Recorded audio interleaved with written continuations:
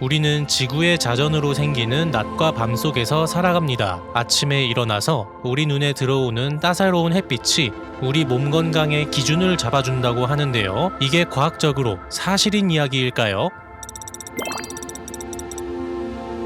이 질문은 상당히 중요합니다. 비슷한 얘기로 아침에 먹는 사과는 금이고 밤에 먹는 사과는 독이라고 하는 말을 많이 들어보셨을 겁니다. 솔직히 사과가 그냥 사과지 밤에 먹는다고 뭔 독이래? 이런 생각 충분히 들 수 있거든요. 밤과 낮이라는 시계는 돌아가지만 우리 몸에는 숫자로 정해진 시계가 없잖아요. 그래서 뭔가 좀 긴가민가한 부분인데요. 우리 몸에는 서카디안 리듬이라는 게 있습니다. 흔히 생체 리듬이라는 건데요. 24시간 주기로 반복되는 몸의 생리적 리듬입니다. 수면과 각성, 체온, 멜라토닌, 코르티솔, 혈당 조절, 인슐린 민감도, 소화 기능, 혈압, 간 대사 등이 이 리듬을 탄다고 합니다. 그러니까 우리는 우리 몸이 갖는 생체 리듬에 따라서 호르몬도 분비되고 여러 건강 유지 기능들이 결정된다는 거예요. 그리고 사실 우리 몸에는 두 개의 시계가 이미 내장되어 있습니다. 중앙시계, 말초시계라고 하는데요. 중앙시계는 뇌 시상하부에 식교차 상핵에 있고 빛 정보를 눈을 통해 받아서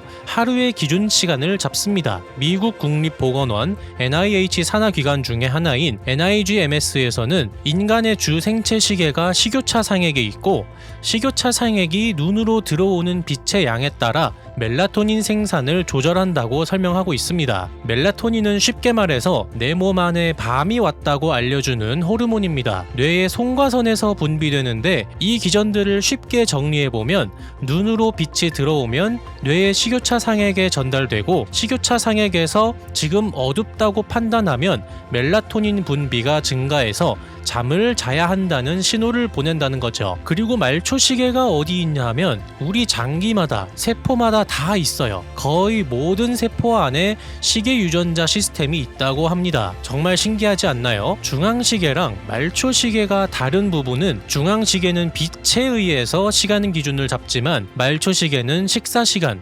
수면시간, 운동, 호르몬, 체온 변화, 활동량 같은 것으로 시간 기준이 정해진다고 합니다. 그 중에서도 특히 중요한 게 식사 시간이라고 합니다. 예를 들어서 밤에 뭘 먹어요? 뇌의 중앙시계는 빛이 없기 때문에 밤이야 쉬어야 해 라고 하는데 간이나 장 같은 곳은 음식이 들어왔으니 낮이야 일해야 해 라고 반응하는 거죠. 이때 우리 몸의 두 시계가 불일치하게 되죠. 가끔 야식을 먹는 정도는 서로 어긋난 생체 리듬도 돌아오기 쉽다고 하지만 매일같이 야식을 드시게 되면 몸에 큰 부담을 준다고 합니다. 야식 먹지 말라는 뻔한 말씀을 드리는 건데 밤이 되면 뇌에서 자라고 해요. 근데 야식을 먹게 되면 위에서는 소화액이 분비되고 장에서는 흡수를 시작하며 췌장에서는 인슐린 분비를 준비하고 간에서는 포도당과 지방 대사를 시작하고 혈액에서는 당이 상승합니다. 매일같이 야식 먹으면 이 장기들에 대한 부담들이 계속 지속된다는 거죠. 사과를 저녁에 먹으면 독이다. 이 얘기는 사실 과장된 표현이라고 해요. 그렇잖아요. 아니 사과가 저녁이 된다고 독으로 변하는 게 아니잖아요? 근데 이게 완전히 허무맹랑한 것도 아닌 게 사과에는 과당, 식이섬유, 그리고 유기산이 있는데요. 밤에 사과 먹으면 위액 역류하는 거, 그리고 속 쓰린 거, 심하면 위염도 생기고 야식 먹는 것 자체가 혈당 조절이나 지방 산화 측면에서 불리하다고 합니다. 사람마다 다르지만 어쨌든 밤에 사과 먹는 게 좋지 않은 건 일부 맞는 말이다. 말초시계는 중앙시계와 다르게 여러 요인에 의해 시간 기준이 정해지고 그 중에 식사 시간이 특히 중요하다고 했는데 여기 대규모 코호트 연구 결과가 있습니다. 코호트 연구가 뭐냐고요? 특정 요인에 노출된 집단과 노출되지 않은 집단을 각각 추적해서 연구 대상 질병의 발생률을 비교해 그 요인과 질병 발생 관계를 조사하는 연구 방법입니다. 이 연구는 과거에 이미 수집된 자료를 포함해서 연구 결과를 도출했기 때문에 후향적 코호트 연구 결과이고 연구 시점부터 사람들 모아가지고 시작했다면 전향적 코호트 연구라고 합니다. 아무튼 이 연구에서는 첫 식사가 늦거나 마지막 식사가 늦은 경우에 심혈관 질환 위험 증가와 관련이 있었고 여기 연구진들은 더 이른 식사 패턴과 긴 긴 야간 공복 시간이 심혈관 예방에 유리할 가능성을 얘기하고 있습니다. 이 말은 무슨 말인가요?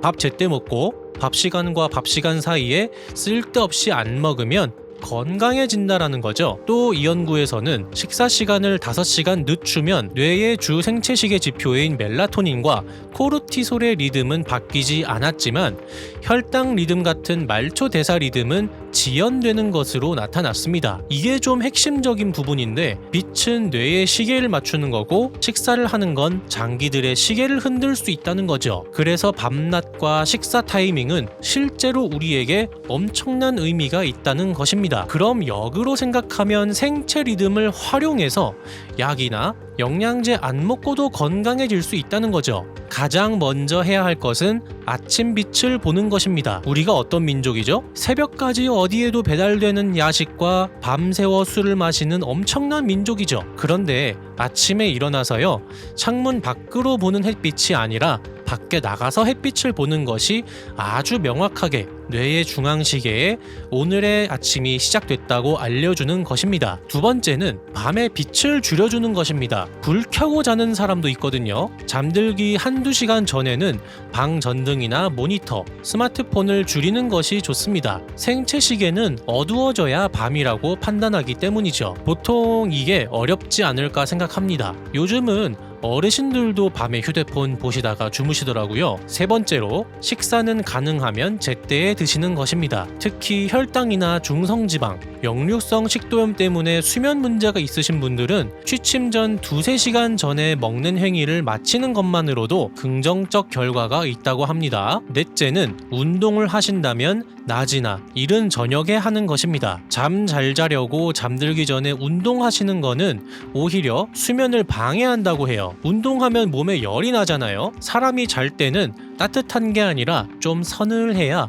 수면을 취하게 되는 시스템이라고 합니다. 우리 인체는. 마지막 5째는 매일 같은 시간대에 자고 일어나는 것입니다. 이거는 진짜 다른 거에 비해서 힘들 것 같은데요. 아무튼 그렇다고 하니까 노력은 해보는 거로 합시다. 여러분, 생체 리듬은 단순한 민간요법이 아니라 실제 생리학입니다. 방금 말씀드린 생체 리듬을 활용하는 5가지 방법은 우리 현대인에게 너무 지키기 힘든 것이라고 생각하지만 실천할 수만 있다면 돈도 안 들고 좋은 방법이죠. 실제로 제 인생에 가장 건강하고 에너지 넘쳤던 때가 군대에 있었을 때였던 것 같습니다. 아침 일찍 일어나고 바로 뜀박질하고 제때 밥 먹고 운동하고 정해진 시간에 자고요. 군인들 보면 되게 건장하고 에너지가 느껴지잖아요. 군인들은 강제적으로 이 생체 리듬을 지키게 되기 때문인 거죠. 뭔가 인정되지만서도 슬픈 그런 사실이네요. 오늘은 생체 리듬이라 불리는 서카디안 리듬에 대해 알아봤습니다. 영상이 도움되셨다면 구독과 좋아요 부탁드리겠습니다. 감사합니다.